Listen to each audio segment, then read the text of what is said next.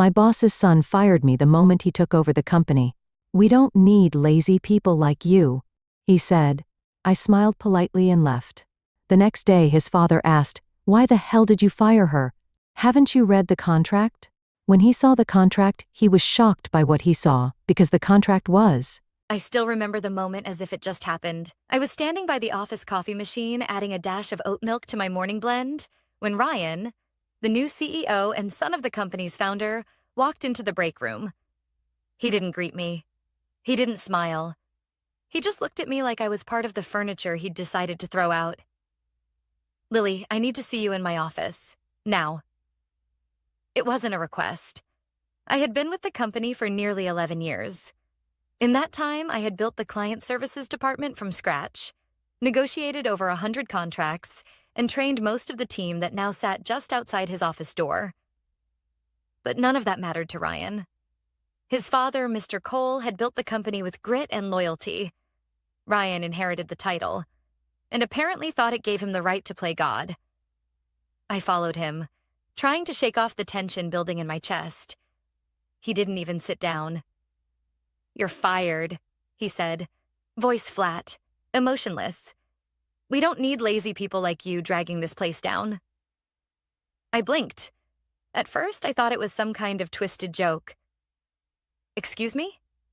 "You heard me," he replied, casually flipping through a stack of papers like he was deciding what to have for lunch. "You can collect your things and leave, effective immediately." I stared at him, stunned. My heart pounded in my ears. I wanted to shout, to defend myself, to demand an explanation. But instead, I smiled. A calm, polite, deliberate smile. "Understood," I said. "Have a nice day, Ryan." I walked out of his office with my head high, but inside I was trembling. My teammates looked at me as I passed, sensing something was wrong. A few started to stand, ready to ask questions, but I gave them a subtle shake of the head. "Don't make this harder." I packed my desk in silence. As I drove home, memories flooded my mind. 11 years. 11. I had given this company more time than I gave my own family. Late nights, working through holidays, taking calls while holding back tears after my divorce. I gave them everything. And now I was dismissed like I was nothing. But I wasn't angry. Not yet.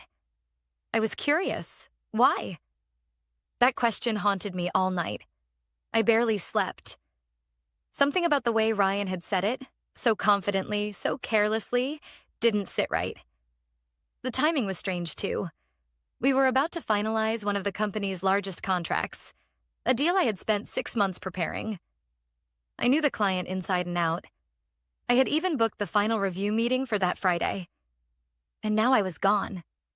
Had he even looked at the contract details? The next morning, just after 9 a.m., my phone buzzed. I didn't recognize the number. I let it ring, unsure if I could handle another blow. But curiosity won again. "Lily, it's Mr. Cole." The voice sent a jolt down my spine. The real CEO. The man who had hired me 11 years ago after a single interview. "I just walked into the office," he said, and I could hear the tightness in his throat. "Why the hell did you pack up and leave? What happened?" I hesitated. "Your son fired me." Silence. Then, with a sharp inhale, "What?" "Yesterday. He said I was lazy and that I wasn't needed anymore." There was a long pause before he spoke again, this time slowly, like he was trying to stay calm. "Lily, did he read your contract?" I furrowed my brows. "What do you mean?" "He's supposed to finalize the Kingswell deal today, isn't he?" "Yes. We were scheduled to meet them at 11. Jesus Christ. I could hear papers rustling in the background. Then a loud thud, like he'd slammed something on his desk. "Lily, your contract has a clause," he said. "One I insisted on after the last acquisition disaster. You're not just the account manager. You're the only authorized negotiator for the Kingswell deal." I froze. "He can't close the deal without you," Mr. Cole continued. "Not legally, not ethically, not even practically. That contract will fall apart unless you're there." A slow, burning realization settled in my chest. He hadn't read it. Ryan had no idea what he'd done. And that's when something inside me shifted. The betrayal still hurt? Yes. But now I felt something else entirely. Control. He had pulled the trigger far too quickly, and now the gun was pointed at himself. Mr. Cole hung up without another word. I could feel his fury through the silence that followed. I sat motionless in my apartment, coffee growing cold beside me, staring at nothing in particular. He didn't know. His son had fired me without even reading the contract. I leaned back on the couch and let out a quiet, bitter laugh. After 11 years, this was how it went down. A spoiled, impulsive man-boy trying to play CEO, making decisions like they were moves in a video game. But real companies don't respawn after bad calls. And this one was about to find that out the hard way. I wasn't sure what was going to happen next. Part of me wanted to get dressed and show up to the office just to watch the fallout unfold. But another part, the one that had endured years of thankless overtime and swallowed my pride more times than I could count, wanted to let them burn.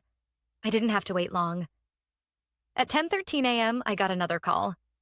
This time, it was Ryan. I let it go to voicemail. A minute later, another call. This one from reception, then legal, then accounting. I stared at my phone as it buzzed nonstop, lighting up like a Christmas tree. I didn't answer a single one. The voicemail icon blinked at me, relentless. I tapped it open. Lily, hi, it's Ryan. His voice was strained. Listen, there was a misunderstanding yesterday. I might have acted too fast. We need you back. Today. It's urgent. Please call me. Urgent. The word rolled around in my head like a marble in a glass. He hadn't said sorry, not once, not even in a fake corporate way. Instead, it was panic disguised as politeness. I took a sip of my cold coffee, still not moving from the couch. At 10:32, my phone buzzed again. This time, a number I hadn't saved in years. Nicole, a former colleague. We'd grown close back when she was in my department, before she transferred to marketing. I picked up. Lily, you won't believe what's happening here, she said, her voice barely above a whisper. Try me. Ryan just got chewed out by his dad, like, in front of everyone. The meeting room was full. Mr. Cole walked in and slammed the Kingswell contract on the table. I raised an eyebrow. He brought the contract? Oh, yeah. And he asked one question. Did you read this before firing Lily? And? Ryan tried to bluff, said something about moving in a new direction and reevaluating roles. But Mr. Cole didn't buy it. He flipped to the clause you always talked about, the one that says you're the sole negotiator on the Kingswell account. That clause was there for a reason. I know, everyone knows, except Ryan. She paused for a moment. I could hear office murmurs in the background. Lily. He looked pale, like ghost pale. He realized he's the reason Kingswell's about to walk. I exhaled slowly. And what did Mr. Cole say? He told him, if this deal falls through, your position here becomes negotiable. I let out a breath I hadn't realized I was holding. There it was, the first crack in Ryan's armor. I don't know what you're planning, Nicole added, but whatever it is, you have the upper hand now. I ended the call with a soft, thank you, then stood and looked out the window. The skyline was quiet, still. I always found comfort in that. The city, indifferent to human chaos, going on as usual. At 11:15, another message came through, this time from Mr. Cole himself. Lily, I'm sincerely sorry for what happened. I misjudged the situation. Please come in. Not just for the deal, but so we can talk. Privately. It was tempting, but I wasn't ready to just walk back in like nothing happened. Not yet.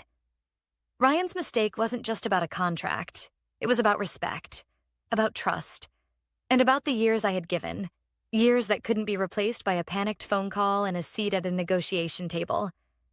Still, something stirred inside me. I wasn't a petty person, but I wasn't weak either. I didn't want revenge. I wanted accountability. I picked up my phone and finally responded. Not with a call, but a message.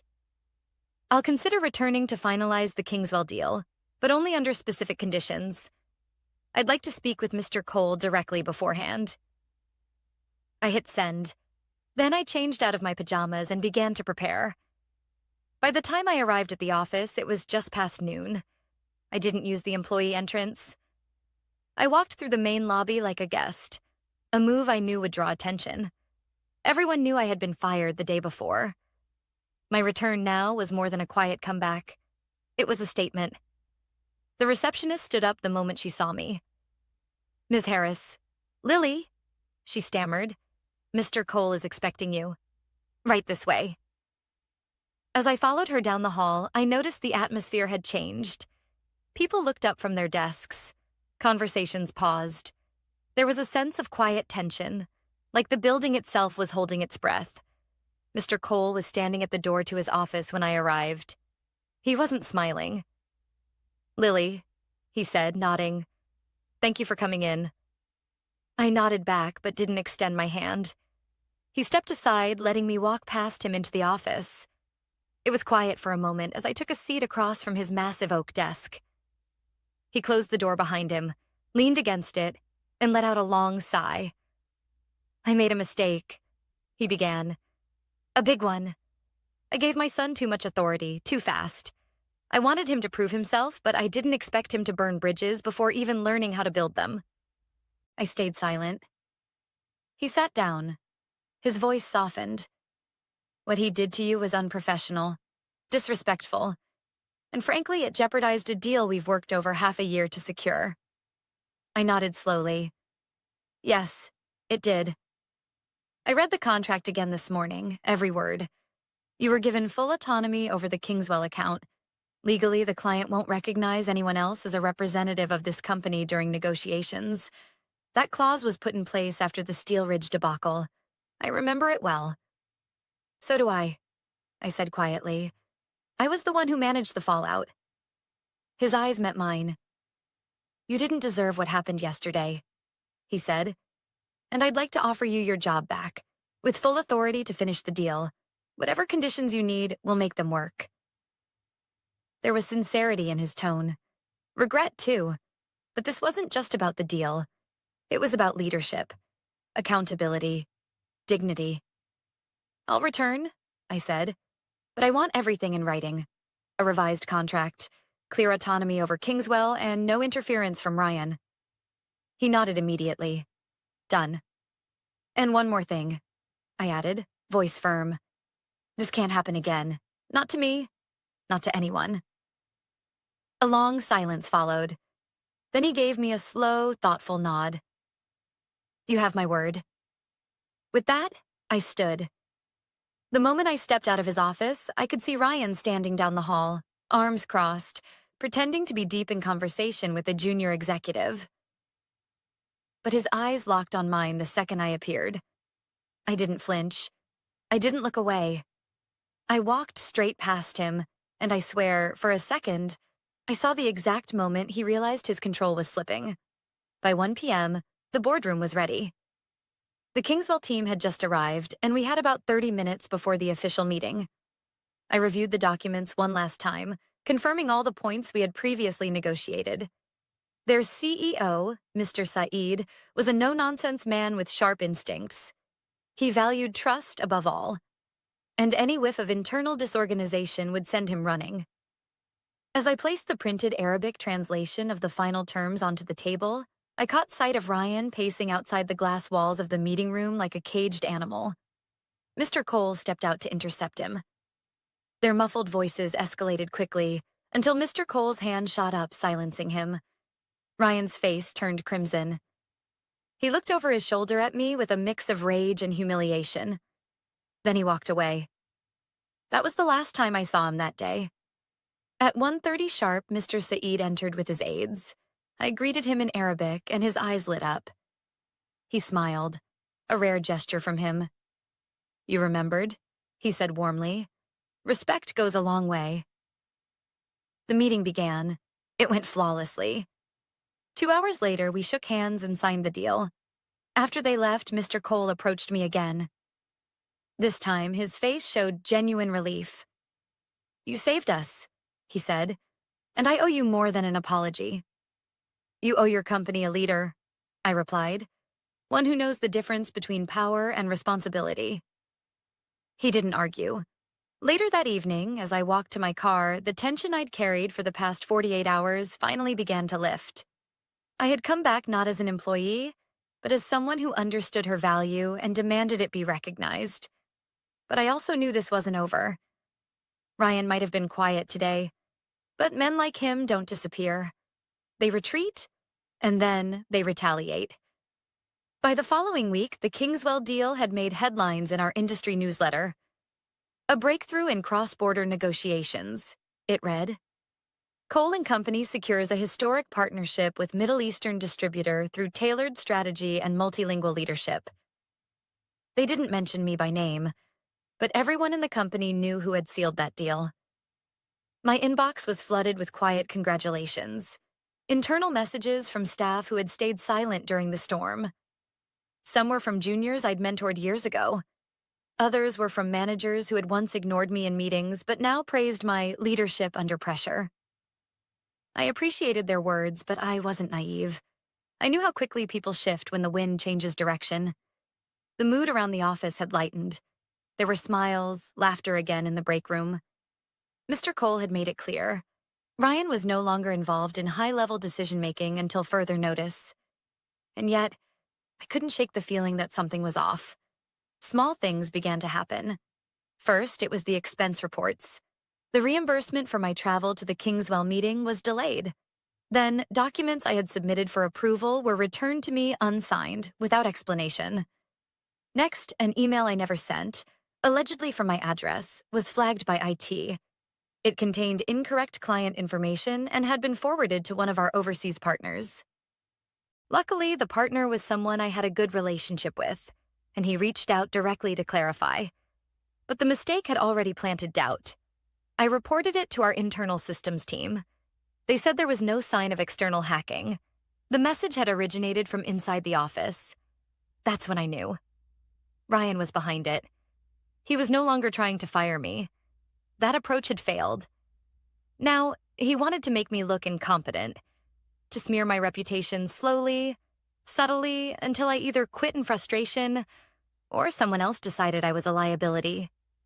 It was classic corporate sabotage. And it wasn't the first time I'd seen it. Back at my first job, fresh out of university, I worked under a director who played the same game. He wouldn't confront you directly, but he'd cut off your resources, isolate you from projects, quietly poison your name until the only option left was to disappear. But I wasn't 22 anymore. I wasn't going to disappear. I documented everything. Every missed email, every mistake that I hadn't made, every delay. I had learned the hard way that paper trails are more powerful than emotions in environments like this. I even started using a private notebook, logging times, dates, conversations, just in case. Then one afternoon, I overheard something that confirmed my suspicions. I was passing the conference room when I heard Ryan's voice inside. Too loud for a private discussion. "She's unstable," he said. "Since she came back, she's been erratic, aggressive. I don't think she's fit to manage high-pressure clients." I stopped in my tracks. "I'm just saying," he continued. "Maybe we should start thinking about succession planning for client services. She's clearly overextended."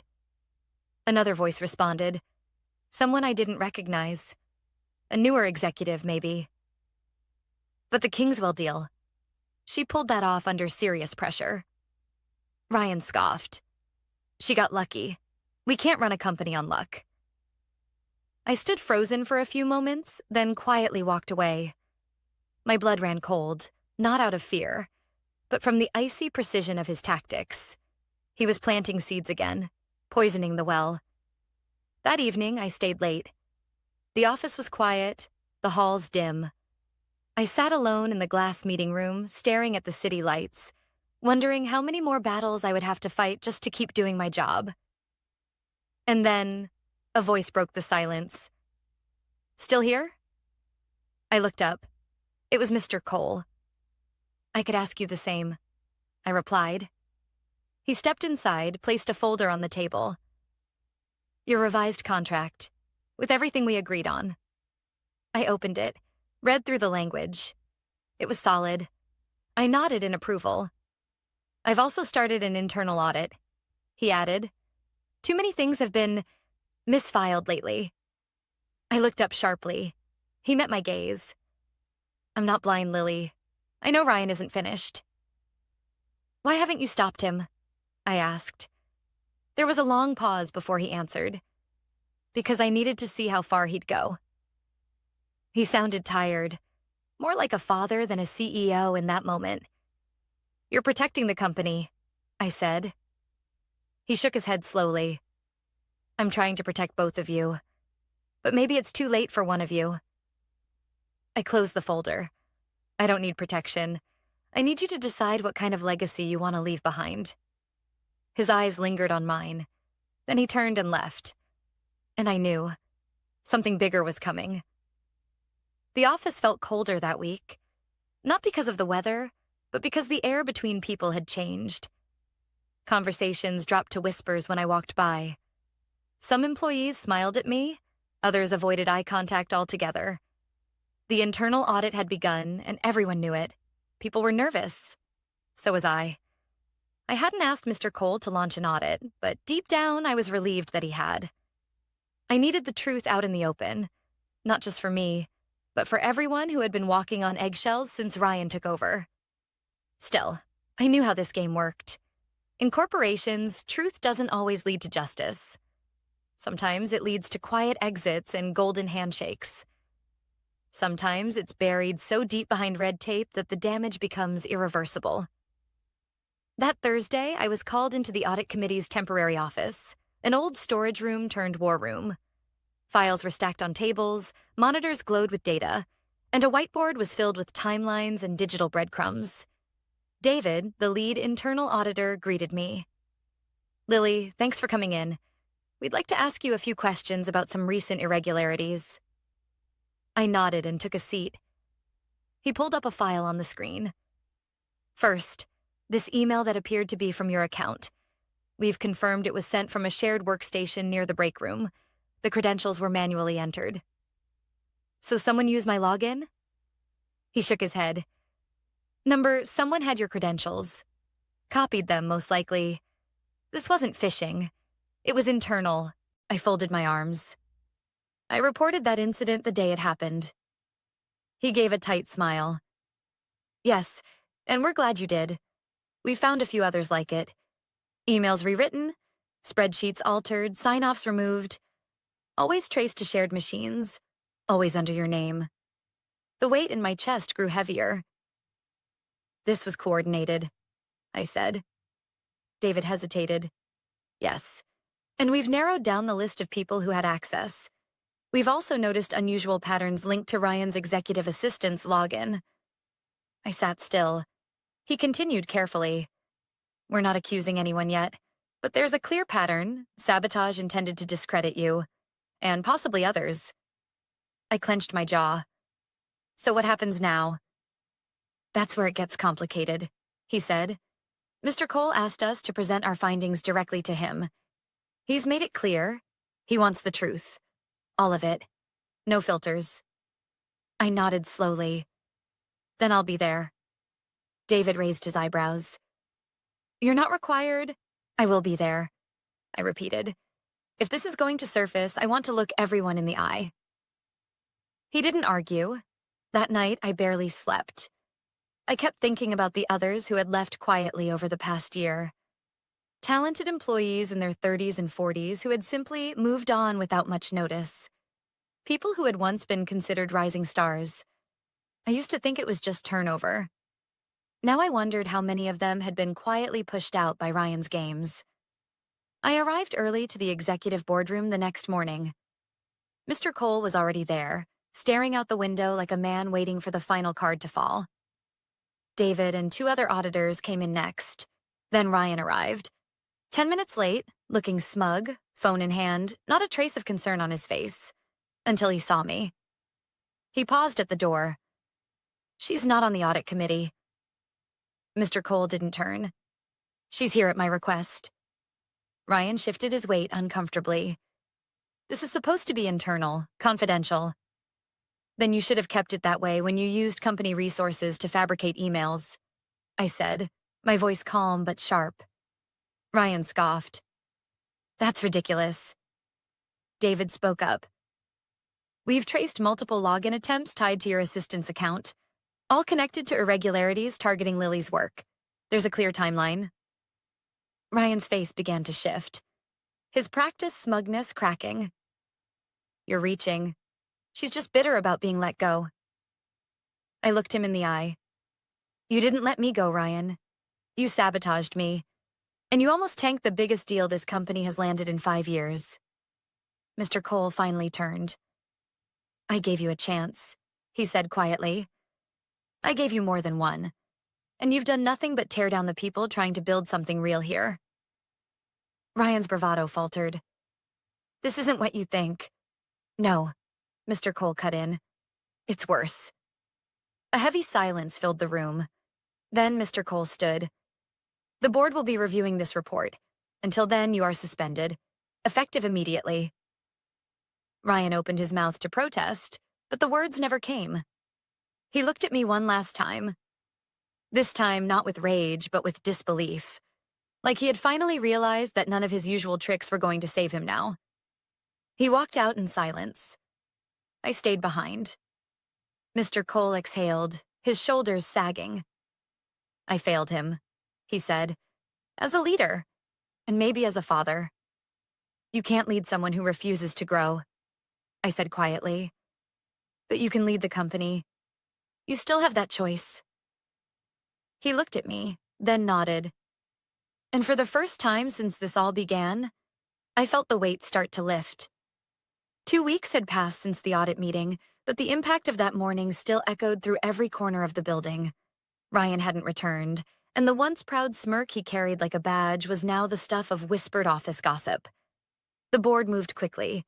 The evidence was too strong, too detailed, too damning to ignore. The falsified emails, the login traces, the unexplained disappearance of files, the attempt to weaponize HR complaints, all under Ryan's direction or through people he manipulated. When the final report came out, it was clear. Ryan hadn't just tried to sabotage me. He had compromised the integrity of the company itself. His suspension became a termination. The official announcement cited breaches of ethical conduct and internal misconduct. No lawsuits, no press release. Just a quiet exit through the back door of corporate history. But word spread anyway. I thought I'd feel triumphant when I heard the news. Instead, I felt calm, not victorious, just steady. Like I had weathered the storm, and now I could finally breathe. A few days later, Mr. Cole called me into his office. "Close the door," he said. I did. He sat at his desk, a folder in front of him, but he didn't open it yet. "I've spent a lot of time thinking about everything that's happened," he began, "and what I want this company to be moving forward." I didn't speak. I let him finish. "You've shown more leadership in the past month than most executives show in a career. You protected our biggest deal, held your composure in a public humiliation, and navigated personal attacks with professionalism. That's the kind of person I want helping run this company." He slid the folder across the desk. Inside was a promotion letter, Director of Client Strategy, an executive-level role, one that reported directly to him. I looked up, startled. "I didn't ask for this." "I know," he said. "That's why you deserve it." I hesitated, then gave him a small nod. "If I accept this, I want a say in how we move forward. I don't want to just hold a title. I want to rebuild this culture. The right way." He smiled. "That's exactly what I was hoping you'd say." Later that evening, as I sat alone in my new office, a temporary one while renovations were underway, I stared at the blank nameplate on the door. For years, I'd walked these halls wondering if anyone really saw the work I did. The late nights, the client saves, the fires I put out without a single word of credit. I thought staying quiet was the best way to keep peace, to not cause friction. But silence had almost cost me everything. It wasn't just about a contract or a position. It was about remembering that competence is not arrogance and professionalism is not weakness. I had been underestimated, dismissed, and sabotaged.